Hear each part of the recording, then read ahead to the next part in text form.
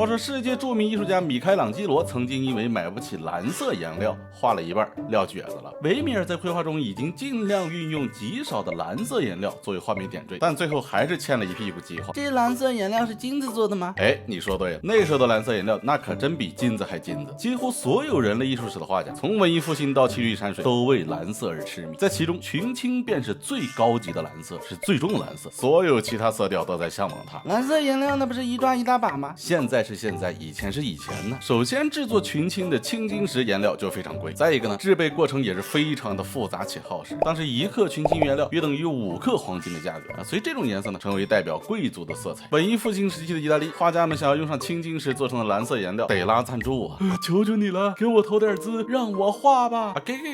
哦，我的天哪，耶稣啊，不是我的上帝呀！你，我的赞助商，你是我的神呐！青金石主要产自于中亚地区，其中阿富汗的青金石最有名。青金石颜料在绘画中的使用啊，可以追溯到公元6世纪和7世纪的巴米扬寺庙石窟壁画，而且我们国家是不产青金石的。这么好的东西，咱们真的一点都没有吗？目前好像真的一点也没有。但是唐朝的时候，东罗马帝国进献唐太宗的礼品中有金晶记青金石。中国古代新疆、甘肃等地使用的青金颜料，可能是通过丝绸之路从阿富汗进口。咱们虽然没有矿，但咱们有钱呐，全部进口。新疆克孜尔石窟壁画，佛像头光、背光、衣服、装饰、飘带、肤色，甚至背景色，都大量的使用了鲜艳明亮的蓝色。经分析啊，这种蓝色全部为青金石。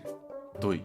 全部不得不说，中国人就是好啊！而且就目前掌握的资料来看呢，用青金石制作颜料在中国最为普遍且年代久远。欧洲直到中世纪才将青金石作为颜料用于绘画，所以青金石呢很有可能是先进口的咱们国家，然后呢我们将青金石做成群青颜料，进口转出口再卖出去的。做生意这块咱们也是拿捏的。